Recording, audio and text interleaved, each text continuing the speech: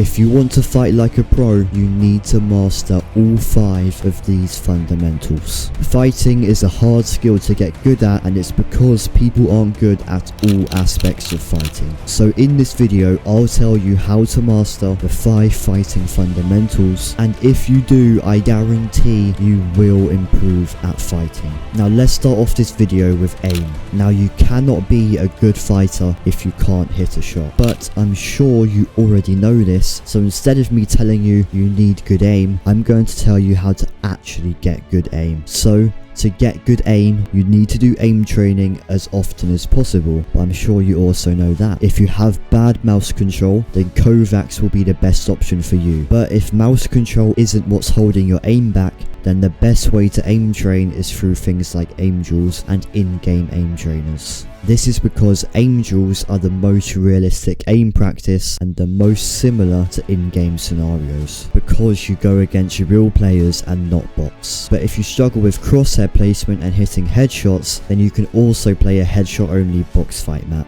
These genuinely work very well for improving your headshot aim with shotguns and improving your crosshair placement. It also kind of helps with mouse control, as you have to keep in control of your crosshair so you can hit the headshots. And it will also train you to keep your crosshair at head level, which again will make it a lot easier for you to hit more headshots. Next up, let's talk about aggression and defense. Knowing how to play each playstyle properly is a very underlooked aspect of fighting. Let's start with aggression, because when starting off a fight, you want to be the one that can play aggressive, which is why you should be looking to get the first shot off in a fight. It will be a lot easier to finish a fight quickly if you've already done damage to your opponent and you have the health advantage. And when you're playing aggressive, it's very important that you apply pressure. If you're continuously applying pressure, then it will be very hard for the other player to get counter damage. Also, most people panic when you're spraying them, which might make them mess up, and then you can finish the fight even quicker.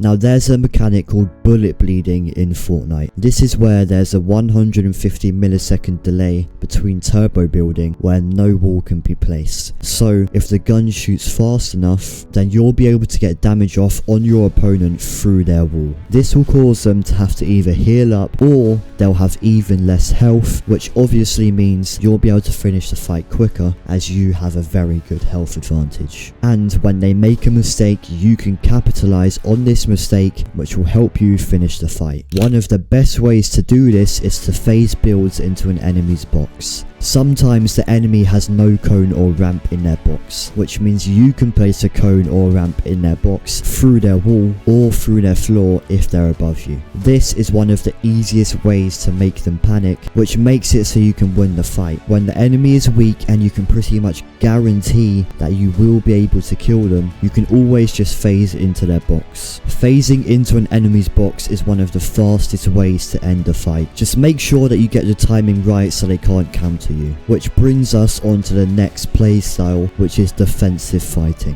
When playing defensive, you want to be doing 3 main things. Making space, which means creating extra boxes to play from. This can be to set up a new angle, or to get counter damage, or to get some heals off. The next defensive fighting aspect is looking for counter damage. The best way to do counter damage is to use pre-fires, which is where you time your shot with them breaking your wall to shoot them, and then you can hold the wall, edit out of the box, or switch to a different weapon to finish the fight. And the third aspect of defensive fighting is looking for opportunities. What I mean by this is that if your opponent makes a mistake, like over peeking, you can capitalize on that mistake and get counter damage. You can also make your enemy make a mistake by baiting. One way you could bait them is by doing an edit and then resetting to make them shoot your wall, and then you can shoot them and place back your wall. You could also pull your pickaxe out and go to swing on a wall, but cancel as soon as you swing your pickaxe by pulling out your shotgun. Now I want to keep this video straightforward and not just give you guys some terrible advice and just drag out the video. So there's not much to say other than the best ways to practice fighting is to fight as much as possible and get as many repetitions as possible in. Some of the best ways to practice fighting are realistics and ranked. Make sure you W key in ranked, and make sure you fight good people in realistics. Basically, you just want to play against the best possible players at all times if you want to improve at fighting. Now let's move on to the next fighting fundamentals, which is movement and peaks. Now if you think about it, if you never made a bad peak, you wouldn't lose a single fight. It's impossible because you simply wouldn't take any damage, and this makes peaking properly so important. And movement and peaks are in the same category because your movement and peaks go together and they go hand in hand, because you can use your movement to get a better peak.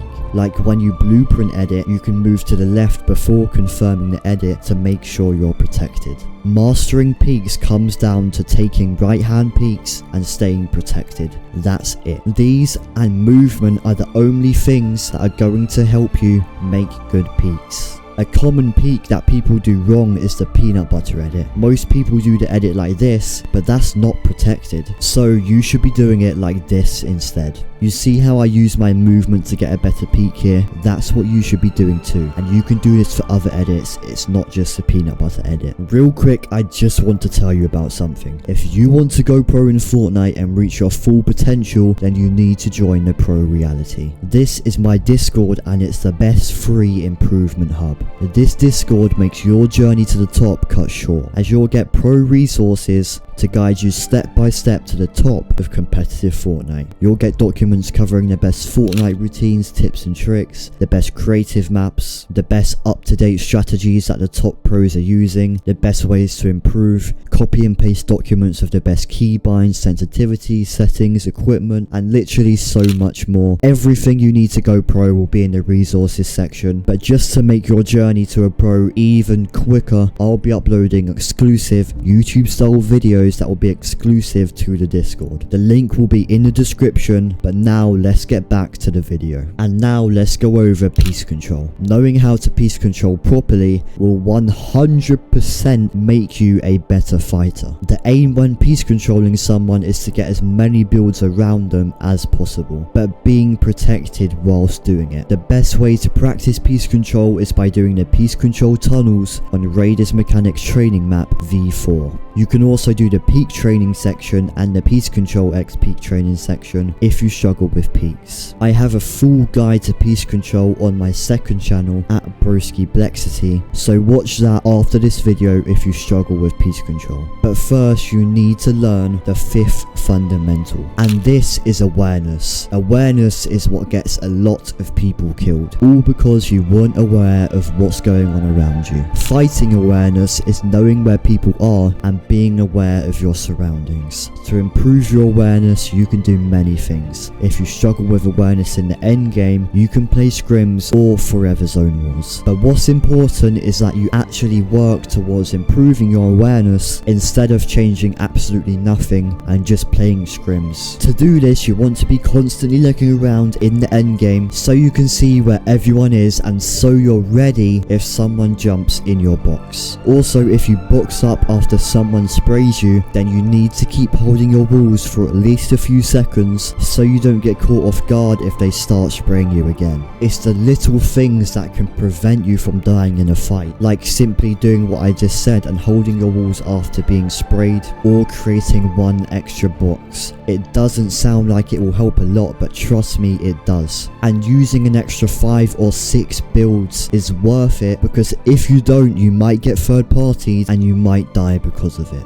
But a big part of awareness is keeping track of your enemy in fights. And this is why pros prioritize more consistent mechs over flashy mechs. Because when you're too flashy, you get carried away thinking about your builds and edits and then forget to keep track of your opponent. So make sure that you're keeping track of your enemy so you can see when they make a mistake. You could also use visualize sound effects. This basically shows different types of audio as an image on your screen. So if someone is to your left, then it will show a foot mark on the left of your screen. If you ever don't know where someone is, or if you're getting sneaked up on, then you'll be able to know exactly exactly where they are if you have visualize sound effects turned on. You can also improve your awareness by getting a headset with 360-degree surround sound audio. I just uploaded a video on the best equipment for Fortnite, so you can watch that now if you want to know what the best headsets for Fortnite are and what all of the best equipment for Fortnite is. I also included equipment for every budget and all preferences, and I go over things like headset, monitors, keyboards, mice, chairs, desks, literally everything, so you can go and watch that video now. But if you enjoyed the video, then please like and subscribe. Also, use code Blexiti in the Fortnite item shop to support me further and to help me make content